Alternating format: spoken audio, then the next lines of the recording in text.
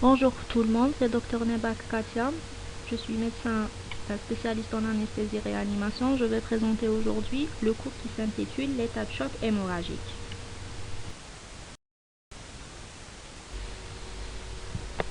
Donc pour ce cours, on va suivre un plan. On va commencer par une introduction, définition, physiopathe. On va voir la clinique de l'état de choc hémorragique, la biologie, les explorations qu'il faut faire, le traitement, la conduite à tenir devant l'état de choc hémorragique et enfin on termine par une conclusion.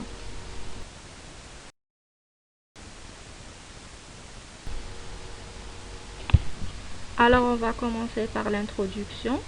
Le choc hémorragique traumatique est à l'origine de 40 jusqu'à 50% de la mortalité liée au traumatisme grave. C'est la première cause de mortalité chez le sujet jeune, dont l'âge varie de 5 à 44 ans. Généralement, c'est des traumatismes pénétrants ou bien on peut avoir des traumatismes non pénétrants tels que les AVP et les chutes.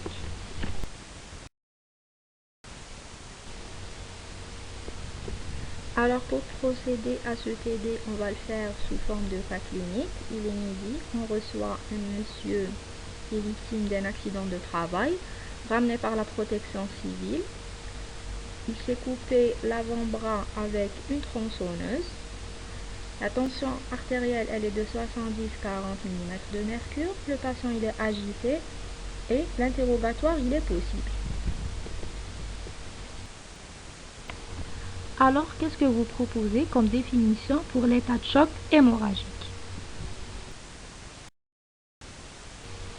La définition de l'état de choc, c'est une insuffisance circulatoire aiguë et durable entraînant une hypoperfusion tissulaire aboutissant à une hypoxie cellulaire. Pour retirer l'énergie de la cellule, elle a besoin de l'ATP et d'oxygène, ce qui fait une hypoxie cellulaire par manque d'oxygène. Cliniquement, la définition, c'est une hypotension artérielle systolique qui est inférieure à 90 mm de mercure ou une baisse de au moins 30% de la tension artérielle chez un patient qui est hypertendu connu, aboutissant à une défaillance viscérale. La physiopathologie de l'état de choc hémorragique. Tout d'abord, on a une perte sanguine, ce qui va donner une défaillance circulatoire liée à une perte sanguine. Comme vous savez tous, l'oxygène il est transporté par l'hémoglobine, donc il y aura une diminution du transport d'oxygène, ce qui va entraîner la cellule à travailler dans un milieu anaérobique, donc il y aura une hypoxie cellulaire. Cette hypoxie cellulaire va être néfaste et donner une défaillance d'organes. À l'état naturel et normal, il y a un équilibre entre les apports et la consommation en oxygène. Par contre, en état de choc, il y a une augmentation des besoins, mais une diminution des apports, ce qui va entraîner une hypoxie cellulaire qui peut conduire même à une mort cellulaire.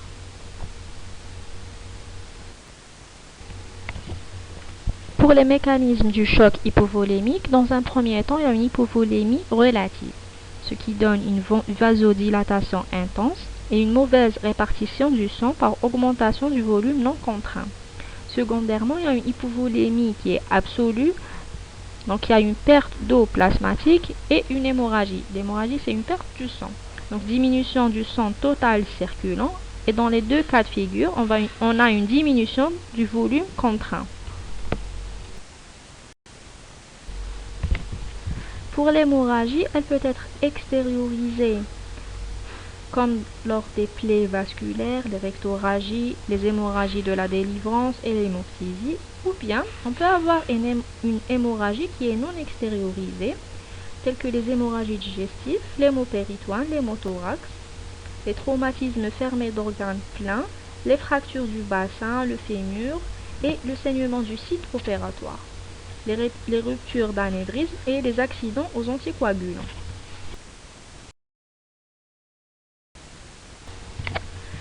Alors, le transport d'oxygène, il est lié au débit cardiaque, à la saturation en oxygène, au taux d'hémoglobine qui est multiplié par une constante. Lors du déséquilibre entre les apports et les besoins en oxygène, il y aura une hypoxie cellulaire qui va engendrer un métabolisme en anaérobie et il y aura une augmentation des lactates. Donc, sur cette plaque, retenez les lactates pour les rechercher plus tard lors des examens complémentaires.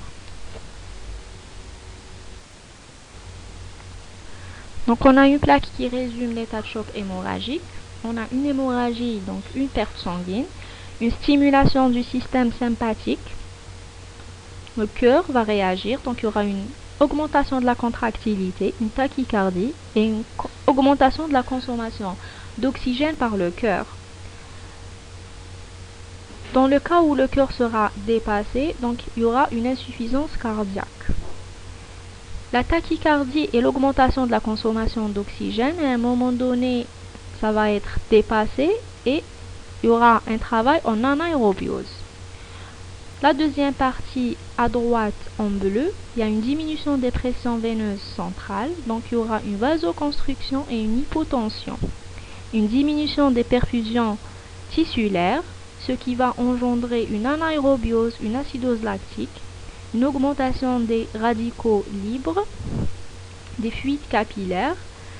Ça va donner des troubles de la coagulation, donc il y aura une hyperinflammation, une immunodépression, une diminution des facteurs de coagulation, une diminution des plaquettes qui va engendrer une CIVD.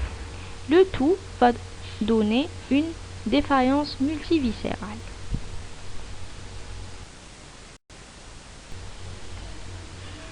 Alors, lors de l'état de choc hémorragique, il y a un saignement qui est régulier et non contrôlé. Il y a une perte sanguine, une diminution de la pression artérielle, une diminution du débit cardiaque. Lors de la phase sympatho-excitatrice, il y aura une stimulation des barorécepteurs et des volorécepteurs. Donc, il y aura une tachycardie, une vasoconstriction cutanée, musculaire et splanchique. Dans une deuxième partie, dans un second temps, il y aura la phase sympatho-inhibitrice. Donc, il y aura une diminution du volume télésystolique, excitation des récepteurs intracardiaques, ce qui va engendrer une diminution beaucoup plus importante de la pression artérielle et une bradycardie. Donc, cliniquement, qu'est-ce que vous comptez retrouver lors de votre examen clinique? Alors, il faut savoir, pour l'examen clinique, il dépend de la cause, de la durée et de la profondeur de l'hypovolémie et de l'efficacité des mécanismes compensateurs.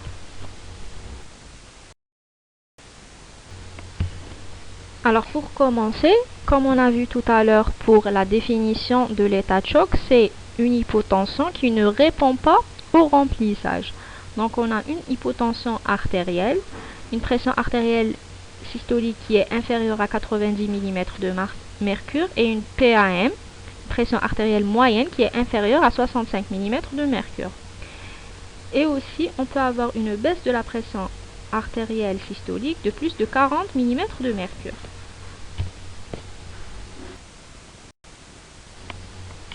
On aura des signes d'hypoperfusion tissulaire, donc une oligurie, des marbrures cutanées, une encéphalopathie, des troubles de la conscience et une tachycardie.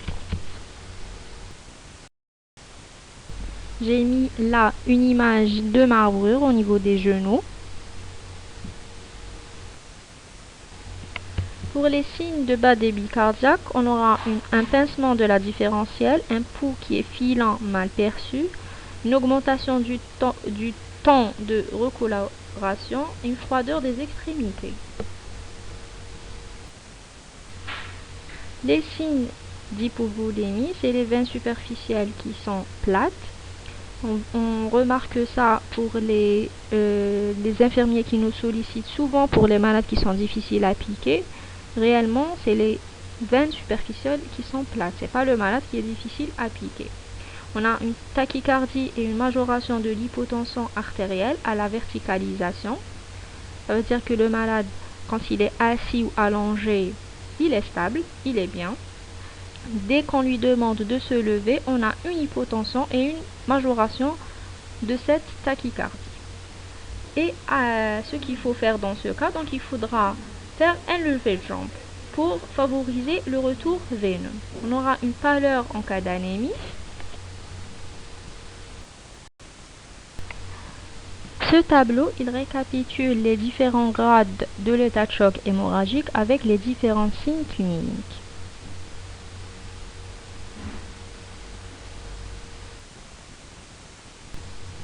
Pour les signes d'extrême gravité, c'est l'hypotension artérielle diastolique qui est inférieure à 40 mm de mercure et la bradycardie paradoxale, dont on a un risque de désamorçage imminent. Alors, qu'est-ce que vous proposez comme examen complémentaire?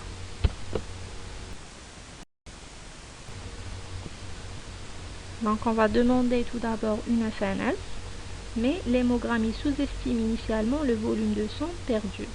Donc, il faudra refaire une autre FNS 6 heures après l'accident. Il ne faut jamais se fier au premier taux retrouvé. On va faire les gaz du sang pour rechercher une acidose métabolique. C'est là qu'on va trouver le taux de lactate qui est augmenté, donc supérieur à 2. Une coagulopathie, on va retrouver un allongement du TCA et du temps de Quick en rapport avec une baisse de l'ensemble des facteurs de coagulation. Le bilan de CIVD, il n'est pas systématique dans un premier temps, mais il faudra le rechercher ultérieurement. Donc, vous allez demander un TP que vous allez retrouver diminué, un TCA que vous allez trouver allongé, un taux de D-dimère allongé, une thrombopénie et une hypofibrinémie. Alors, il y aura des explorations à faire en dehors de la traumatologie. Le site du saignement, il est souvent unique. L'hémorragie peut être extériorisée. Donc, on va faire des examens complémentaires qui seront orientés ou bien des hémorragies digestives hautes. Donc, ça va nécessiter une endoscopie. Des hémorragies digestives basses qui vont nécessiter une recto ou bien une colonoscopie. On peut faire une TDM injectée qui va permettre parfois d'identifier l'extravasation sanguine et orienter un geste d'embolisation ou de chirurgie. L'hémorragie non extériorisée, elle peut être post-opératoire ou un accident aux anticoagulants.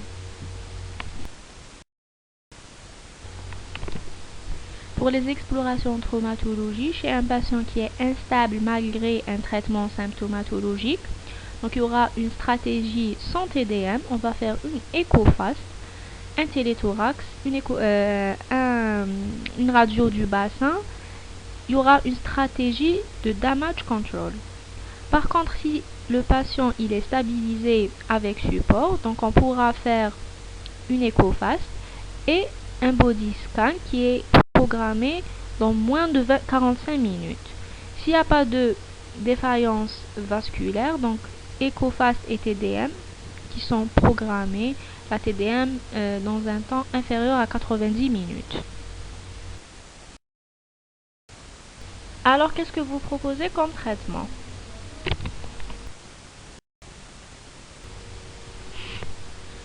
Donc, on a plusieurs volets.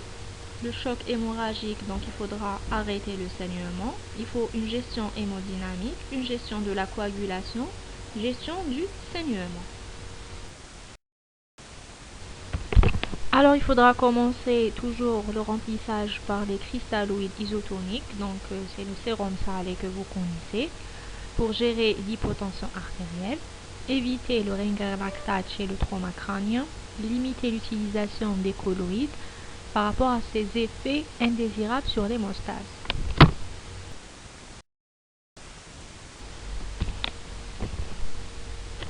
Tout de même, il faudra faire attention au remplissage car on peut provoquer une hémodilution, une hypothermie et une destruction des caillots formés et mal stabilisés.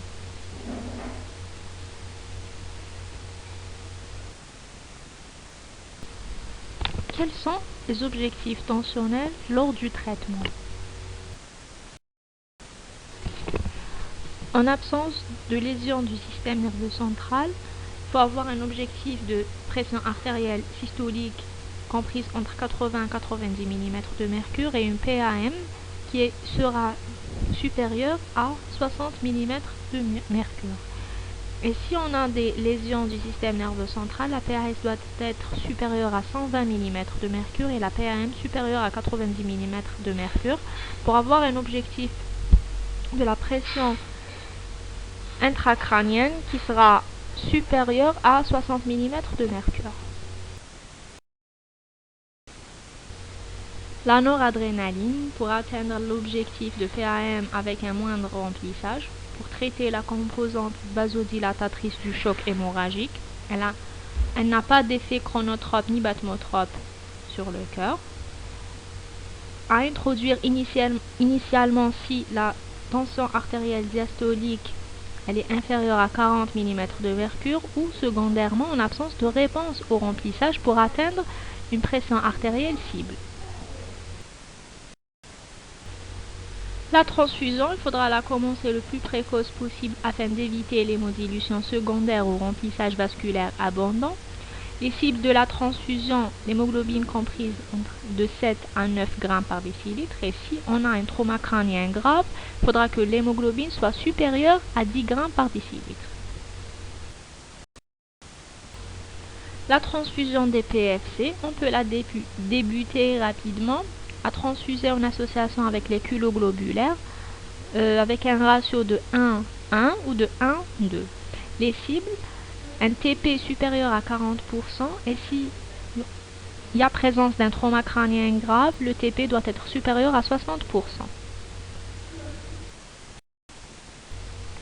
La transfusion des plaquettes doit être faite précocement lors de la deuxième prescription de transfusion pour maintenir un taux de plaquettes supérieur à 50 000 éléments par millilitre et de 100 000 si présence d'un trauma crânien grave. L'acide tranexamique fait partie parmi les traitements de l'état de choc hémorragique. Alors l'hexacil développe une action anti-hémorragique par inhibition des activités antifibrinolytiques de la plasmine. Son utilisation, elle est simple, donc on va commencer par un bolus d'1 gramme à diluer dans 250 cc de sérum salé, 9 pour 1000, à faire passer en 10 à 20 minutes et on peut entretenir à raison d'1 gramme chaque 8 heures.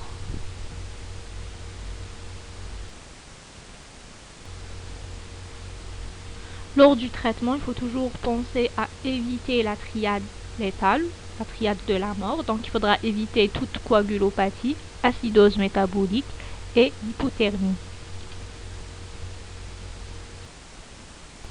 Il faut toujours penser à supplémenter en calcium, éviter l'hypocalcémie car elle est fréquente par dilution de consommation et par chélation. Ce schéma résume le traitement et la conduite à tenir devant le choc hémorragique traumatique. Donc la priorité, c'est d'arrêter le saignement. À gauche, on a la gestion hémodynamique. Il faut faire un remplissage vasculaire. Les objectifs de la pression artérielle varient selon la présence ou non du trauma crânien. Si échec, il faudra penser à l'administration précoce de la noradrénaline à raison de 0,1 gamma km/min. Titration du remplissage, indice de prédiction de réponse des marqueurs de l'oxygénation tissulaire.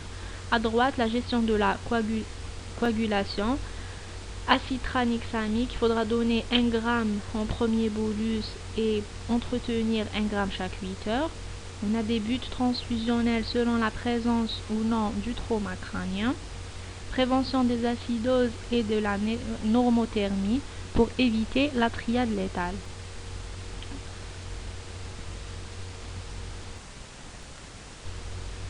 Le traitement étiologique du choc hémorragique, si c'est une hémorragie digestive haute, geste d'hémostase par endoscopie. Si c'est une hémorragie digestive haute ou hémoptysie, on peut faire une embolisation si c'est possible. Si c'est une hémorragie de la délivrance, il faudra faire une révision utérine, donner de l'ocytocine, de la prostaglandine, parfois ligature de l'artère utérine, ou même une hystérectomie. Alors, qu'est-ce que vous proposez comme conclusion? Comme conclusion, on dira que le choc hypovolémique est caractérisé par une baisse du transport d'oxygène par diminution du retour veineux. En cas de choc hémorragique, l'hémoglobine sous-estime initialement la perte sanguine. Les signes cardinaux sont tardifs en raison de l'activation compensatrice du système sympathique. Il faudra faire un remplissage pour augmenter le retour veineux, la VES et le transport d'oxygène. Le remplissage doit être précoce et rapide et repose sur les cristalloïdes.